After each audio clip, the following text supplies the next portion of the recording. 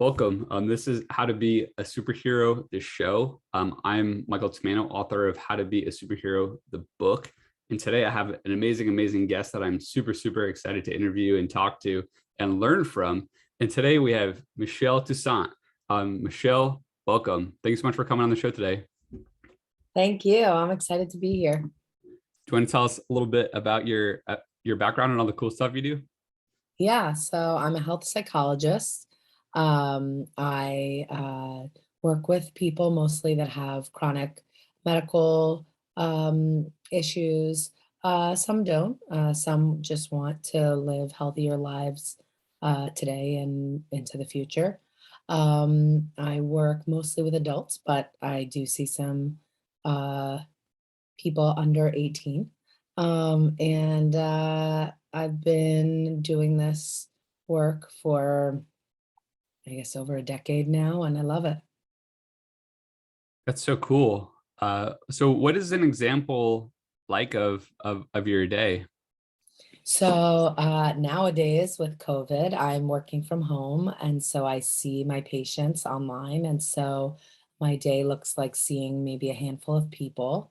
Some people might struggle with their weight and they want to manage their weight, and that can be as simple as talking to them about what they're doing throughout their day and changing some behaviors. That could be as complicated as, you know, food and health and weight having meaning in their family history, in their culture, with many things. And so my conversations can be pretty complicated or pretty kind of basic and on the surface. And so it just sort of depends on the person and the situation. So one thing that I'm super excited to ask you, and I've been wanting to ask for so long, are so do you have like any main tips and ideas for how to maintain like your health and wellness? Yeah, one big thing is connect with yourself. Listen to your body and listen to what your body wants and doesn't want, and try not to fall into the shoulds of society and the, you know, like this food is good and this food is bad, or this behavior is good and this behavior is bad, and rather kind of listen to what your body wants and needs at given times. And if you're not sure about something, find someone who knows something about it and talk to them, whether you're feeling sad or whether you're not sure what a meal should look like. Reach out and ask for help with everything in life, I think, but especially when it comes to your health, because everyone's different and we all need different things and at different times. It's so incredible that you mentioned that, because me and some friends were actually just like talking about diet like over the weekend, and we're having like a little bit of a back and forth, like some disagreements. And some of the best advice that I think that I've heard, and it is just, yeah, like what you're talking about, like with listening to your body. Like if you eat a food and you feel good afterwards, then chances are like that's a food that's like helping you out. Like if you feel it like giving you energy, like if you feel it taking away energy, then probably not so great. And like really paying attention to that. And that's actually what I use to keep myself from eating junk food, because I know it's going to taste delicious going down, but then after I'm going to pay the price. Like it's like I'm not going to feel good for a while. And I just like try to keep that reminder of how that feeling is. And thankfully it most of the time it steers me pretty straight. Yeah, that's a really good point. The other thing too is like maybe a bag of Oreos makes you feel bad, but like two Oreos makes you feel okay and happy. And, you enjoy the taste, and maybe it doesn't, gives you a little energy, a sugar kick or something. But you don't feel bad. And so also not just this food feels bad and this food doesn't, but even how much of, can I have a little bit of it and feel okay? Or like, maybe there's a pattern. Maybe dairy is not sitting well with me, and I can have some tasty foods, like can't some kind of candy, but can't have milk, or, so I think, experimenting is really important too. And so, like you said, eating something, see how you feel while you're eating it, how you feel after, if there's a way to modify it, or does it have to be something that's not in your, regular diet or something. But yeah, connecting with how you feel is so important. For me, I guess along with the experimenting, I learned pretty quickly that trying to do junk food in moderation is just not in my, tool shed or whatever. Like if I just go, oh, I'll just eat two Oreos, like they'll all be gone. And the thing that like really helped me improve my diet was simply just not buying junk food. Like realizing that like if I buy like bags of chips or bags of Oreos or whatever, like I'm gonna take them down like a bag at a time. And like that's just the reality of of the situation. And so as soon as I stopped just buying junk food, my health like really improved. Yeah, that's definitely something I talk about a lot with patients. So like they it may be that they can buy certain types of bread, but not all types of bread that they want to have in their house, because they find, again, there can't be moderation for whatever reason, or candy, or whatever it might be. But I think it's really important to kind of know who you are, know what works for you and what doesn't, and then find a path forward that feels good, that you can, that can be your path forward. So yeah, a lot of people have to, kind of restrict certain types of food, because it's hard to have it around. I mean, these companies are smart, they make food taste good and they make us want more. It's not because you're lacking something that you can, need the whole bag of chips. It's because these companies are smart, they make it so that we want the whole bag of chips. And so if that's what happens, it may be that we can't have it around. Yeah, they're essentially spending, gazillions of dollars just to like figure out like what's the perfect combination to make us the most addicted. And I mean, I don't need to go off on this train, but it just kind of reminds me of the whole thing with Facebook too, and like, trying to get you addicted to that. And Definitely. um so um I'm kind of a personal note too. I just find it really interesting that you bring this up. And because so just today and actually yesterday too, like I was having some cravings for, I mean, one today was for coffee, and over the weekend was for peanuts. And so I decided that I don't like it when I have like these cravings, and because I feel like they like control my mind, and that I'm not going to listen to them. And so I forced myself not to go after my, the cravings for either one. And I actually feel like a sense of relief. Once I let the cravings just go, um, I feel like a whole lot more free. And so now, like, if I want to have like peanuts or if I want to have coffee, it's like I can have it, but it's not like controlling me. Um, yeah. Yeah, I mean, it's interesting to notice that, to notice how strong the craving was, to delay, or, give yourself time. Let's see if I feel like it tomorrow or later today or whatever, and to see how that can change over time. So let's see. So there's one other thing that I wanted to mention. Oh, and so one thing that I did today too that I'm kind of curious what you think is, because like so you brought up the idea of connecting with your body.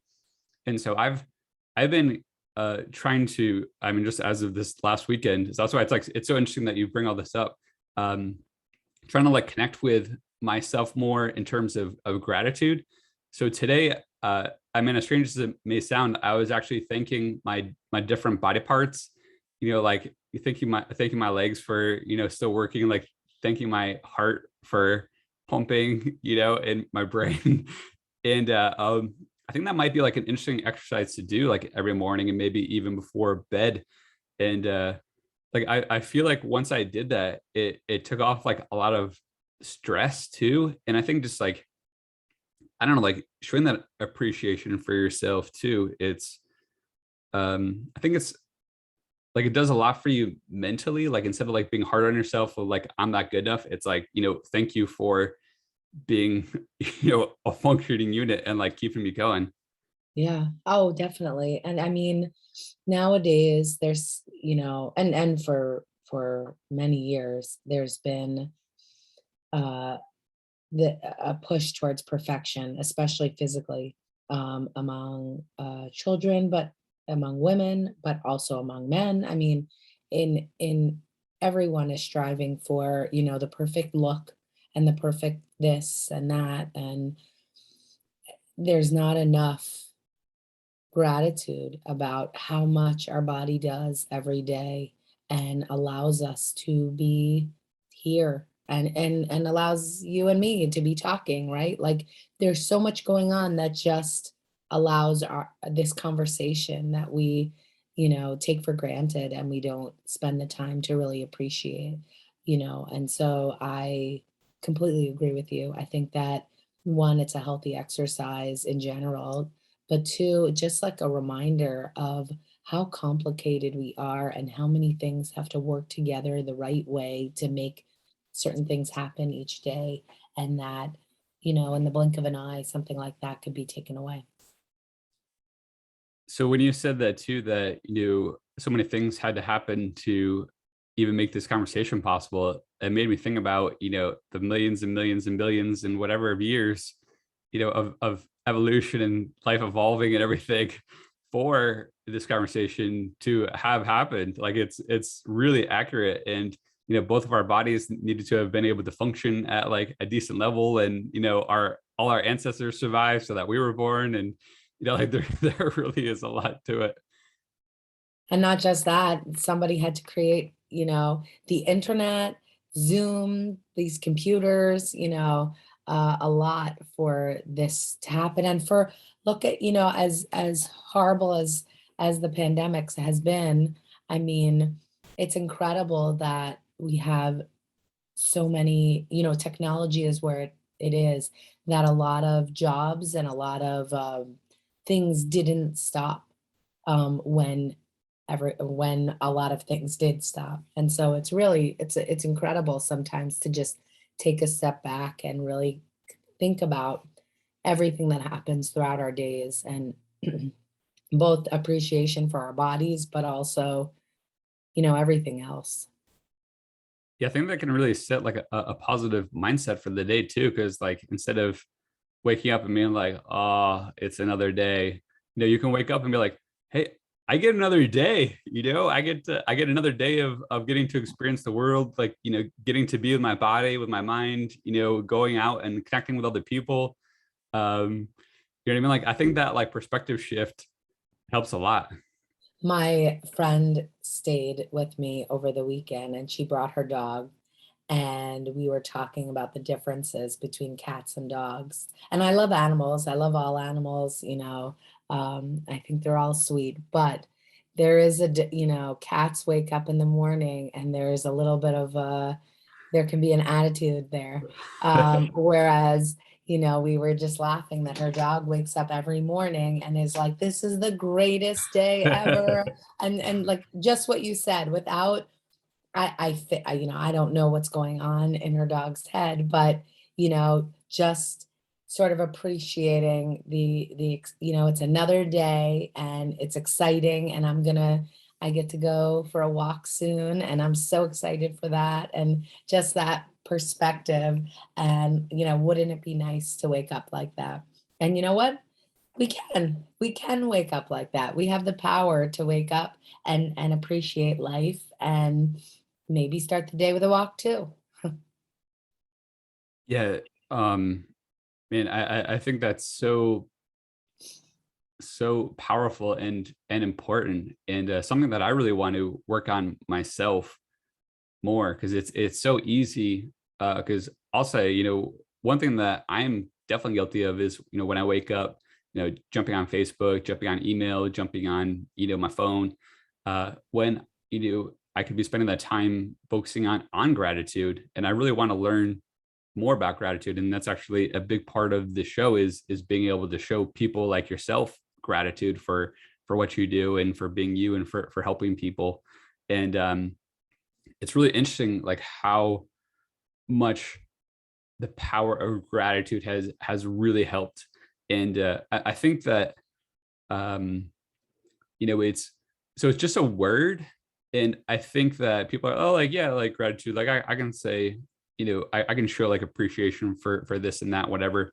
But I think really the power is when you like connect your feelings to it, and like when you connect like your inner being, like when it comes like really like from within, like when you really feel it, and let yourself feel it and like really realize how many things you have to be appreciative of. Like that for me has just opened up so many doors, like incredible. Yeah, I agree. I think there's layers too, like you're saying, grateful for like sort of the basics, I'm alive, I'm breathing. But then on top of that, the people in our lives, um, may your environment, maybe what you do, or, opportunities you may have. And so I think there's a lot of layers to that. And I think it's really important, just like with a lot of things, that it's a practice and not just, oh, it's Thanksgiving, like what are 5 things you're thankful for, but like a regular practice of like um of gratitude. Yeah. So one thing that I really want to talk about is what challenges you have, and if there's any tools that you like to use to overcome those challenges or confront those challenges. Yeah. So maybe now we could say, so I was diagnosed with breast cancer in February of this year. I went through chemo, and I also have 3 kids. I have 3 kids, 1, 2.5, and 4. So it's a crazy house. And on top of, it was COVID. I had a baby during COVID. Shortly after I had the baby, I found a lump in my breast and I was diagnosed with breast cancer. And I had to go through chemo, through a major surgery. And I still have a little bit of treatment to go, but I have, no detectable disease in my body, which is exciting. But it was tough. There were a lot of moments that were really difficult, both physically, not being able to pick up my kids at times, feeling really tired, not feel, feeling nauseous, not feeling good. Um, but also the fear of, will I survive this? Will I respond to treatment? How long will I live? What could that look like? And that's overwhelming. It's really overwhelming to think about. And so one big thing that helped was connecting with other people, talking to people who've gone through the same thing, talking to people in all different parts of their cancer journey, talking to people that haven't gone through it and they're just supportive, loving people in my life that helped me through the process. Uh, Connecting with people has been the biggest coping strategy. I don't know that I would be here talking to you had I not been vulnerable, reached out to people, reached out to the right people to be supportive in return, and and connected with new people too. People that were going through this. I don't think I'd be here talking to you had I not done that. Wow. Um, yeah, I think so. We connected through Instagram, and one thing that I'm curious about is how did you find my Instagram? Yeah, you posted somewhere. I don't remember. Someone else, I think it was on somebody's cancer story or something, because I've connected with a lot of people. And you said something about superheroes, or, you alluded to what you do. And that excited me. It was a different way of looking at things. And I think I don't remember. I wish I could remember exactly. I don't remember exactly, but you said something. I clicked on your page and reached out and sort of responded to something that you said to somebody else. And then you described everything. And I think I looked at YouTube or maybe Facebook or something, and I was like, this sounds neat. Yeah. What so when I saw your post too, because I think you responded to some of the stuff on Instagram, and what really struck me was how um, so you mentioned how you were dealing with cancer, but instead of it being in kind of like a victim mentality, it was more of like this is what I'm going through, and it kind of like it seemed like that opened your mind to like a lot of things. Like instead of like seeing it as something that was like defeating, it was like almost like you're using the negative energy like to empower yourself and to strengthen yourself and to open yourself. And like and so that's why I came up with the name, Cancer Crusher. And I thought that was like a pretty apt name, because I think anytime that you can use something that might seem negative and turn it into a positive is just so powerful. I loved it. When you said that, I was like, I'm not a survivor, I'm a cancer crusher. I like that. And that also, like it almost, for me, I like envisioned like some version of the Hulk, right? Like just like crushing cancer. And I was like, I like this. that that really makes me want to do some kind of story to that. Yeah, like some sort of comic book of the cancer crusher, like a pink uh Wonder Woman Hulk mix. I don't know. Now you really have me thinking. Yeah, I think that'd be awesome. I think that'd be great. And yeah, because I think even when it's because we're talking about attitude before, when you have someone that has cancer, or some other kind of sickness, like it can be so defeating, like mentally. And I I worry that when people like go down that path, and all that stress, all that worry, all that fear can sometimes actually even be worse than the actual affliction. 100%. Yes, definitely. And not only that, when you're feeling all of that, you may not want to go to your doctor's appointment. You may push it off until next week. You may push off calling, and not, you don't just have like one doctor, especially, with breast cancer. You have your oncologist, you have your surgeon, you have the radiology, radiation oncologist, you have the plastic surgeon, you have so many people that you're working with, and you have to be on top of calling this and oh, you want me to see this person at this time, and then I have to do this test to make sure this is, it's a lot of moving pieces that you have to really be on top of. And if you're not feeling good emotionally, it's impossible to navigate all of that. And I think it's, life is fragile, and this process has helped, reminded me of that and helped me to see it's fragile for everybody. Anything can happen at any time.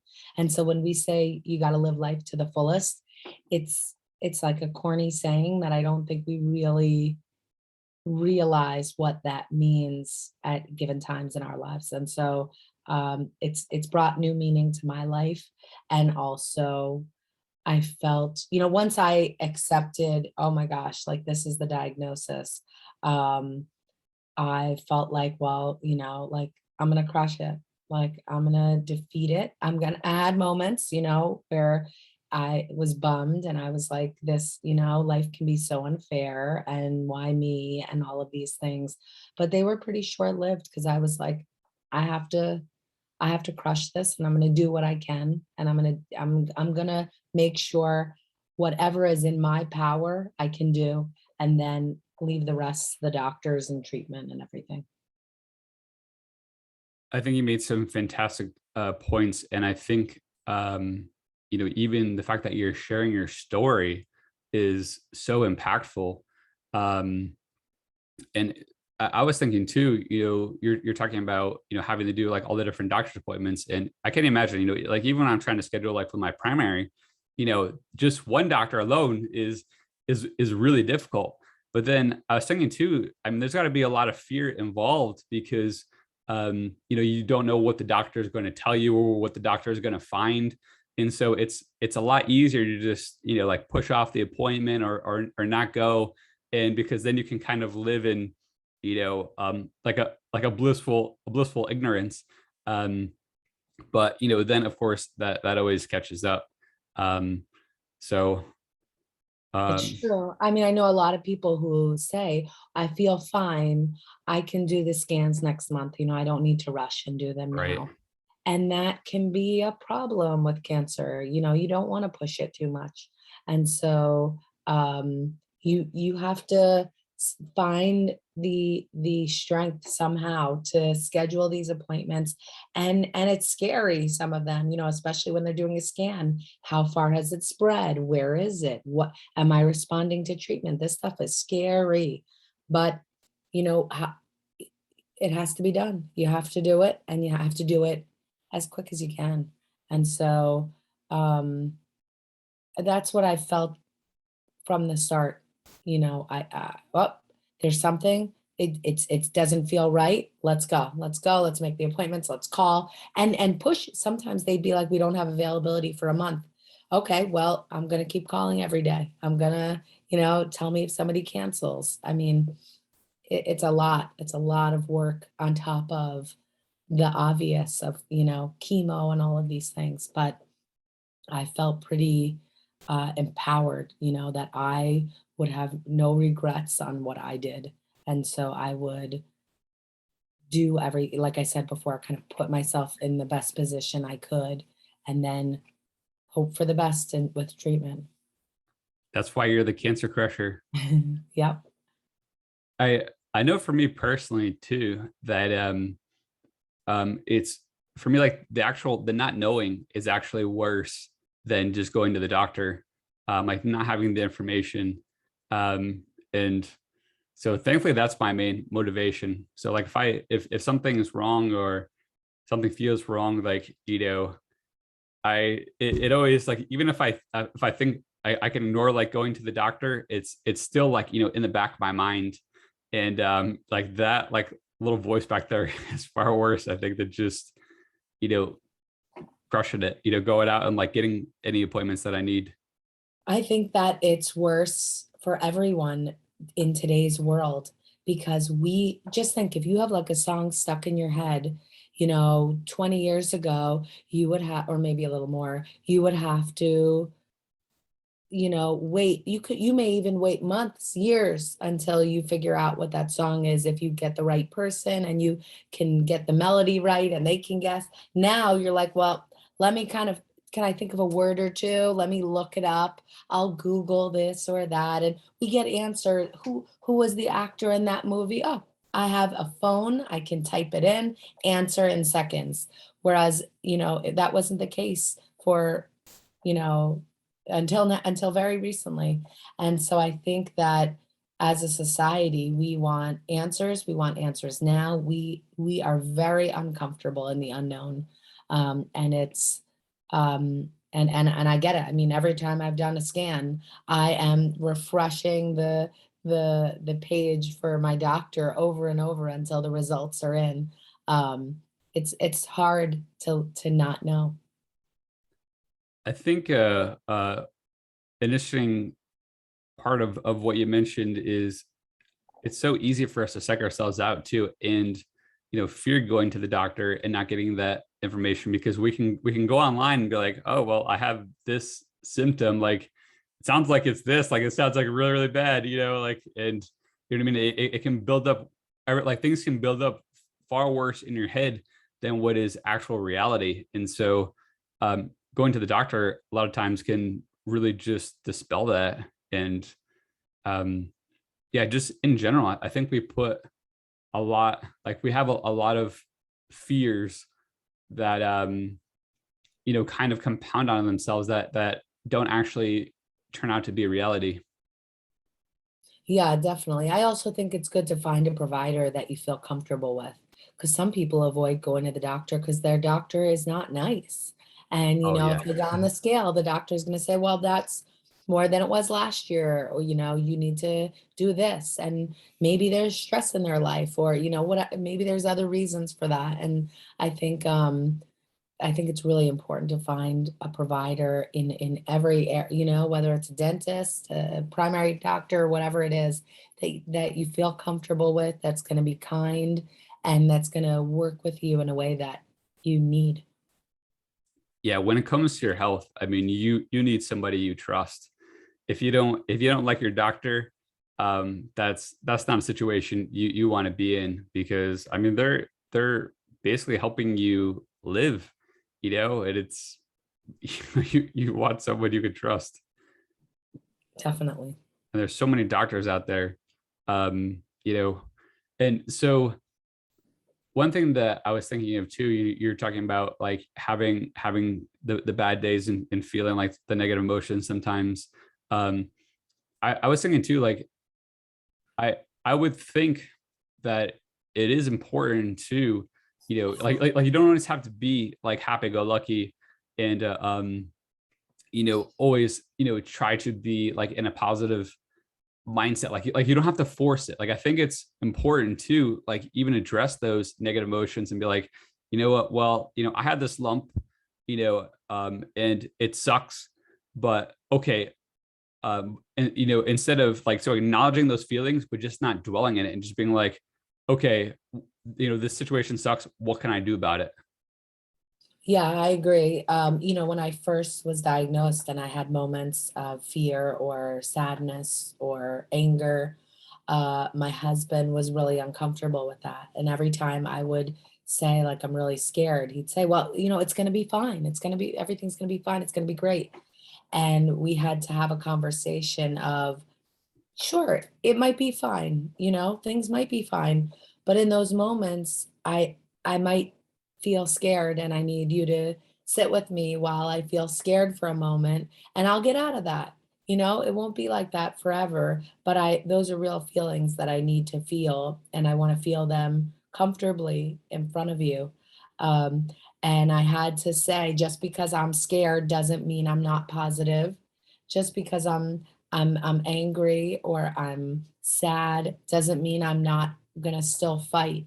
It means that I'm human and I'm having other feelings in this moment that I want to talk about or process or whatever. Um, and that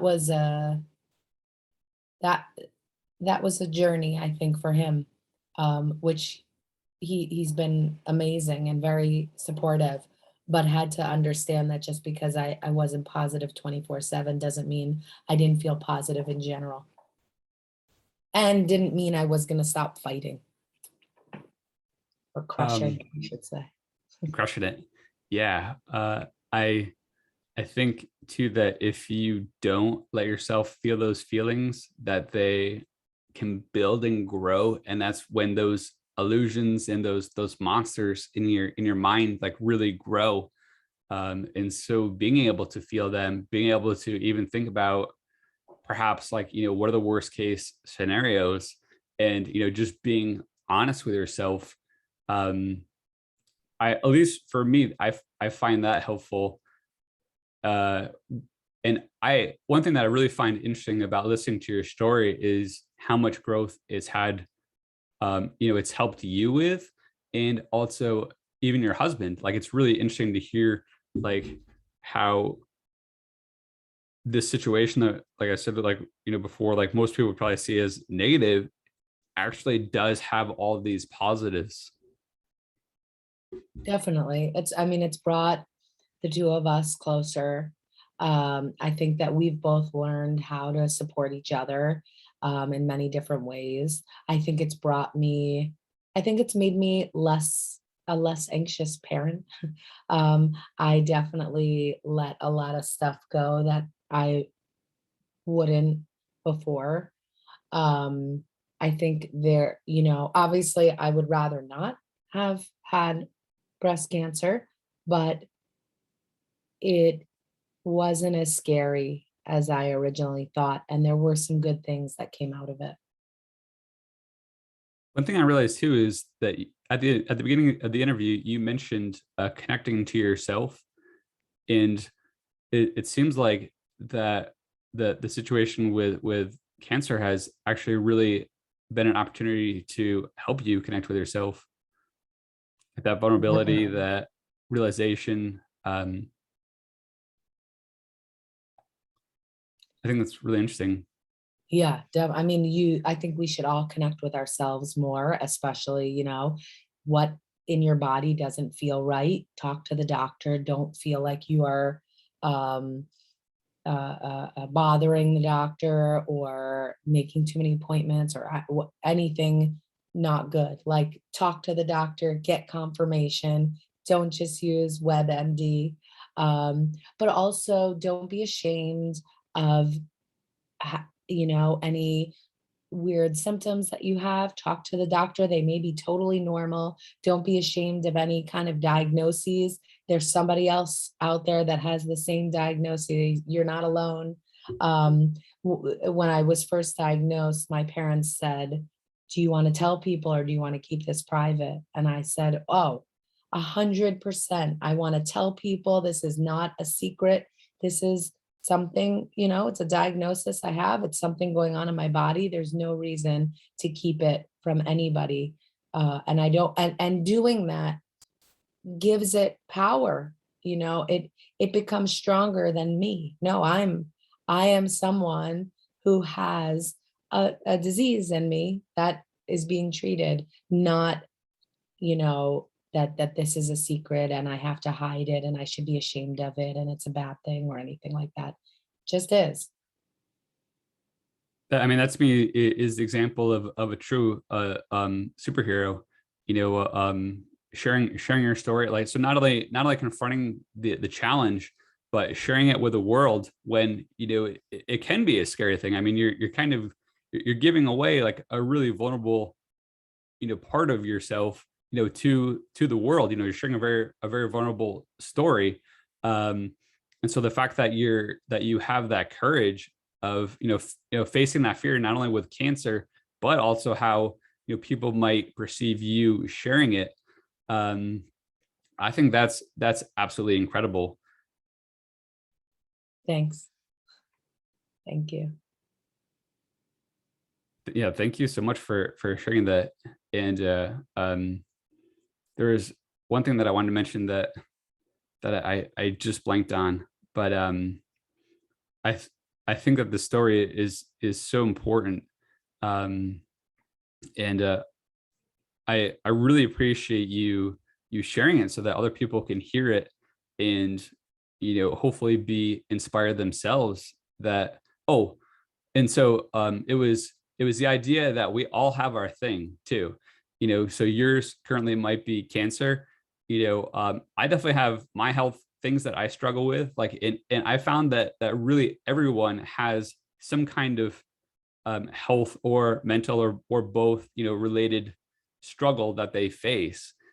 So you're talking about not being ashamed, like, don't be ashamed, because I found that quite literally everyone has something that they're battling.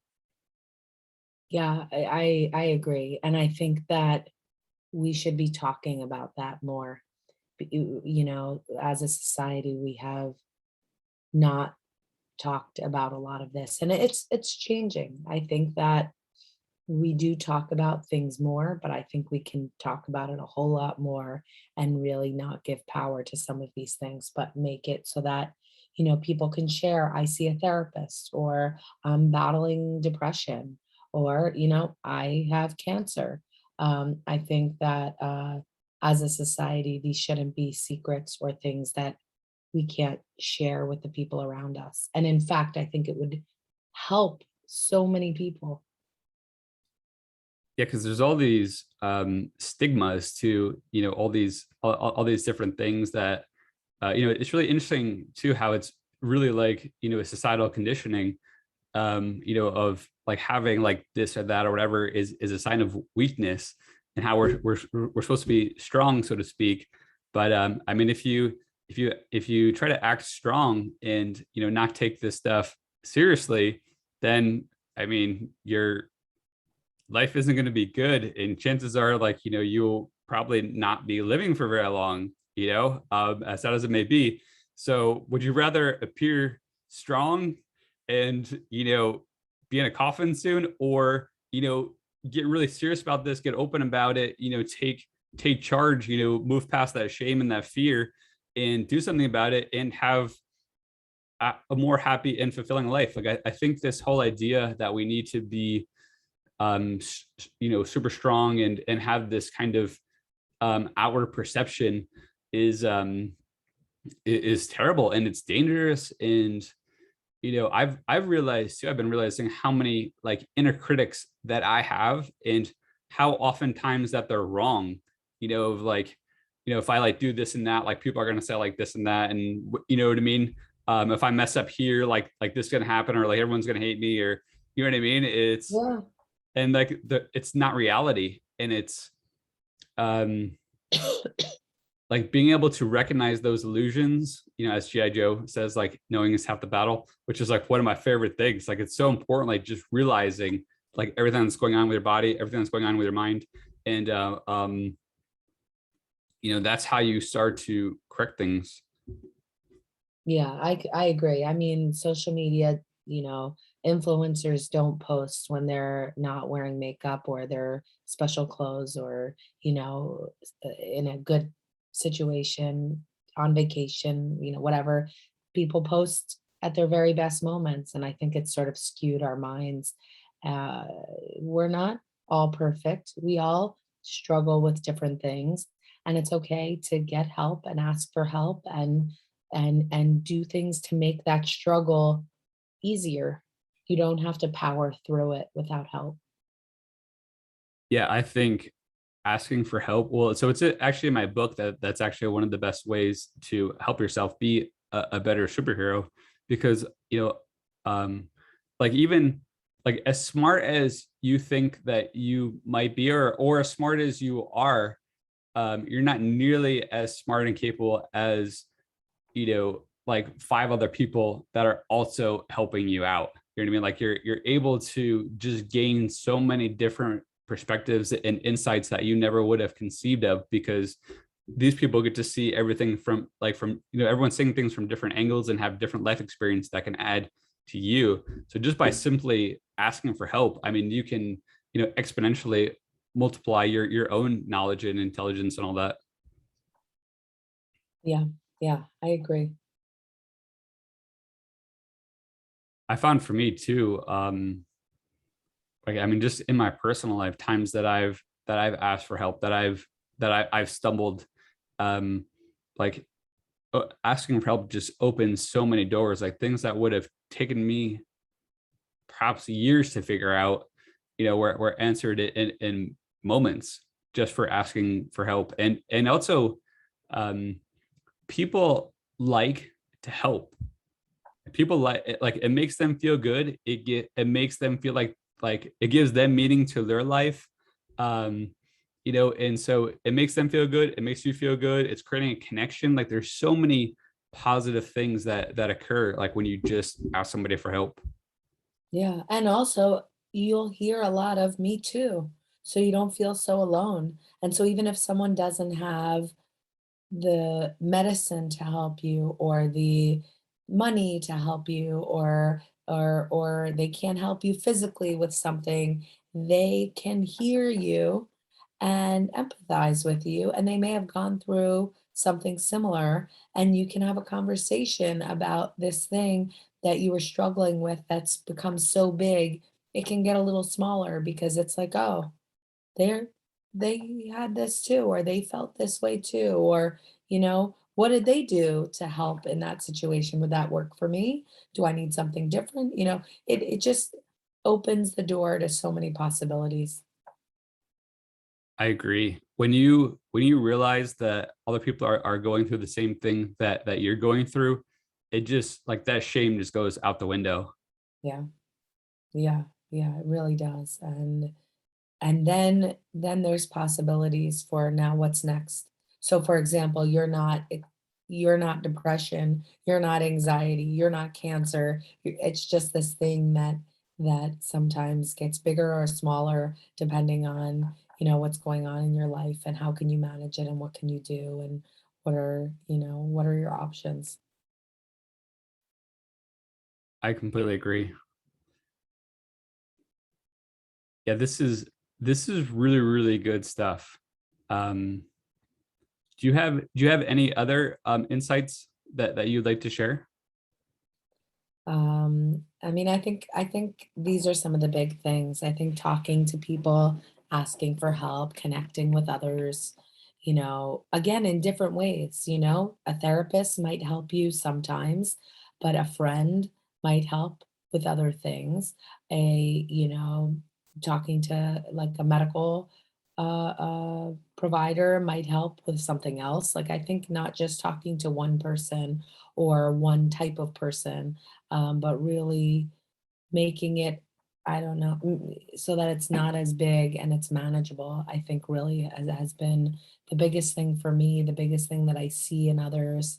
Um, we need to talk more as a society and connect more and not feel like we have to be perfect. And so that would be my hope, I think, for our future on Earth to find a gray area of moving forward that may not be the best, but at least it's something, um, you know, so yeah.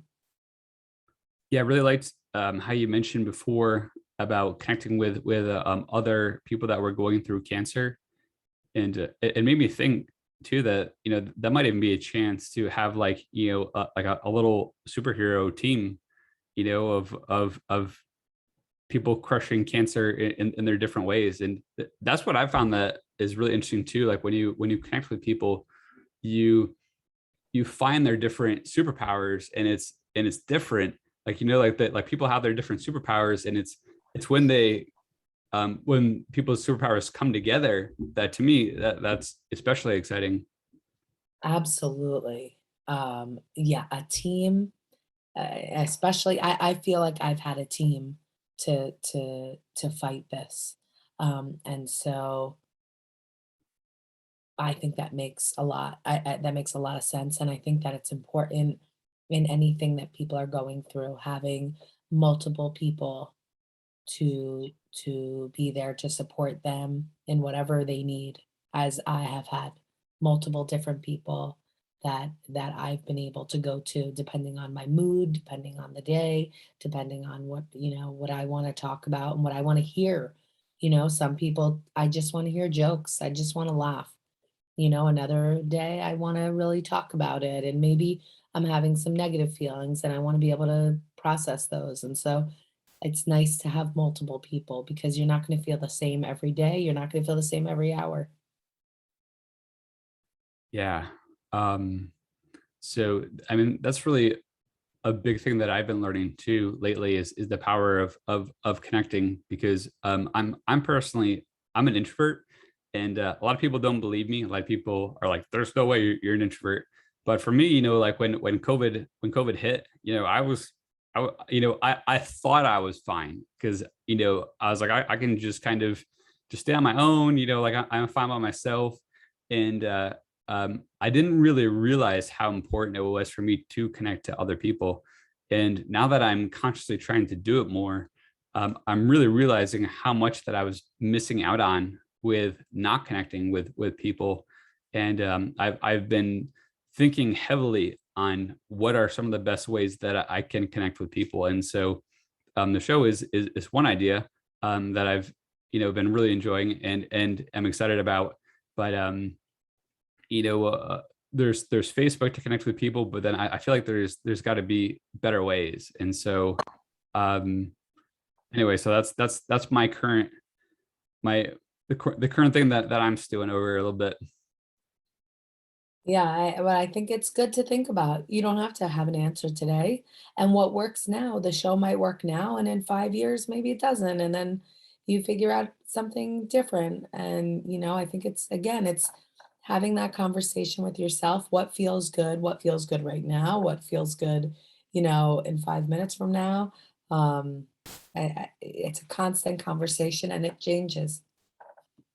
Yeah, I guess it all goes back to the like what you talked about before with, connecting with yourself and really being honest with yourself. I mean, that's the big thing that I've been trying to work more and more with on a day-to-day basis, into really filter out my distractions, and just sometimes just sit there and just hang out with myself and learn to hang out with myself and have fun with myself. And this whole idea that that we already have everything that we need, like, within ourselves, and which is not an easy concept. It's it's really tough, but I do think that it's accurate. um and because, like, I mean, once you can enjoy your own company, then everything else in your life just becomes, just gravy, like, on top of it, or like whipped cream and a cherry, or however you want to put it. um so yeah. um so okay, so I have two more questions for you. And so one is my favorite question as people, and that is, what do you think my superpowers are? Oh, I mean, I think for sure is, sharing people's stories and connecting to a bigger audience. I mean, so a lot of times I think about what I do, and um I work, one-on-one with people. There's a small group of people that I could, work with and be there for and support and so on. Um, you're connecting to such a bigger audience, and I think that that's great. And so maybe you're, I don't know, the connector, or you're better at making names. But I definitely think connecting people in a bigger way is an incredible superpower. Thank you. It's really interesting that you say that too, because I've had a bunch of people tell me something similar recently. And I kind of just I mean, not really laughed it off, but I didn't think that much of it. um but maybe it's something that I need to really explore more. It, I mean, I I think think, it is. I Sorry. think, I think, I think it's I think you should appreciate this and think about it a little bit more. And I hate to should. I always try to avoid that word, but I think that what you do is really important. And and you know, it's I always appreciate the people who reach out to bigger audiences and send people's messages and thoughts and whatever in a bigger way, to connect to more people, to have more people hear that there may be someone that listens to, um, to these conversations, or to reads your book, and it impacts them in a way that you have no idea. And so people may have some of your book highlighted, or they ripped it out and put it on their wall. They read it every morning before they start their day. You may not know that. You may never know that, but I'm sure there are people that do that. I've actually had some really heartwarming stories about similar situations to that. And you're right, like we never know the full impact that we have. And I think just trying to go out in the world and just do something nice to someone, like, even if it's just saying hi, as I have in my book. Just like a little bit of kindness can go a long way, and just a little bit of just trying to be in someone's corner can have just infinite positive butterfly effects. It's true. It's true. Helping someone on the street or something, it may be something small to you, but it may be something big to them. I found that sometimes, like, even just listening to somebody, like, if someone's having a bad day. I remember I was walking home, and I just said hi to a guy. And he seemed like really distraught, like really upset. And he just told me about, like, how, like, his ride was like really late, and like this and that and whatever. And like, I was just listening to him, and I didn't like, it was really no energy on my part. And I could like, he went from like being like really upset to just really appreciative and happy that, I listened to him. And, it just really changed the outcome of his day. And it just started with saying hi. Yeah. Yeah. I follow someone on Instagram who goes up to random strangers and says, like, you know, uh, I can't think of something. It's just something really sweet, like "You're looking great today," or that they like their shirt, or whatever it might be, and you can see the transformation. When they walk away, the person is, their posture goes up a little bit more. They're smiling. It really impacts them, and so I do think listening is huge, and I think kindness is also huge too. I think that's something that I definitely need to do. You could share later with me that Instagrammer, because I really want to go out in the world and do that, because I get it recorded, because it is what I make sure to do when I go out, because I feel guilty if someone like walks by me and I don't say hi, because I feel like that it's an opportunity missed to possibly make a friend or brighten up someone's day. And I've seen so many times where someone will be like kind of like hanging their head, like walking like down the dumps, and I'll just say hi, like, or just like, hey, hey, how you doing? And they just like, they perk up and like, whoa, like someone paid attention to me, like they acknowledged me, like they accepted me. They gave me like a chance to like dialogue, like made it like that acceptance that it's okay to have like a dialogue like back and forth. And I think even people, like if they just feel seen, makes a big deal, because I think a lot of people don't feel seen or important, which to me is like just such a huge tragedy. Yeah. Yeah, I agree. Any way that we can connect with other people, or no, notice when someone's struggling with something, like you said, if their head is down. Yeah. And we're all people. We should connect with each other and check in on each other, whether we know each other or not. I mean, I think that it would only do it would only be a good thing for our society. Absolutely. And so before we wrap up, do you have any last words that you'd like to share? Any tips for our budding superheroes, or any last things that you'd like to mention? Yeah, I guess I would always say you can always reach out to a therapist. If you're ever struggling with anything, a therapist is someone who you can talk to, who will help you organize your thoughts and feelings and try to identify what's going on and how you can move forward. And so, if there's anything that anybody is struggling with, that is a great, if you feel like you can't talk to your friends, if you feel like you can't talk to your parents or your family or anyone, you can always talk to a therapist. They will not share your stuff unless, of course, they're concerned about something in a bigger way. Again, you can, try to figure out what it is, what's going on in your head, what would be a helpful path forward. You can experiment on that if you're not quite sure. And you can do it with somebody who wants to help. People go into this profession because they want to be there for you.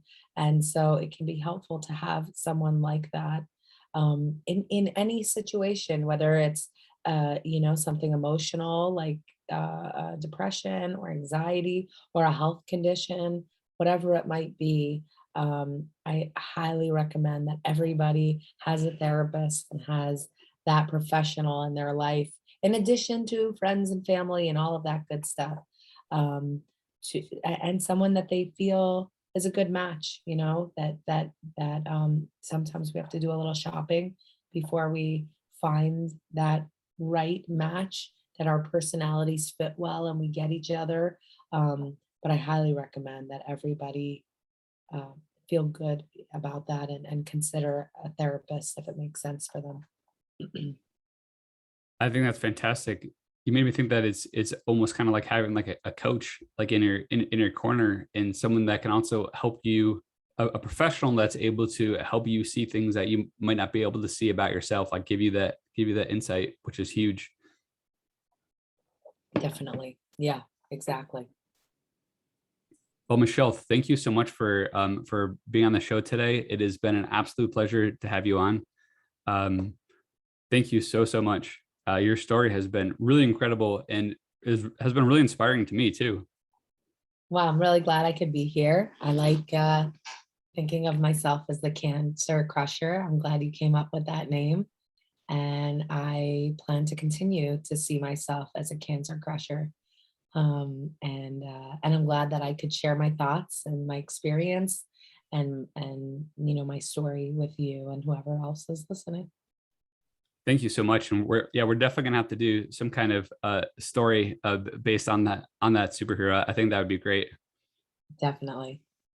All right. Well, thank you so much again. It's been an absolute treat. You're an amazing human being, amazing superhero, a real inspiration to me. I'm sure everyone around you, everyone listening. I'm sure.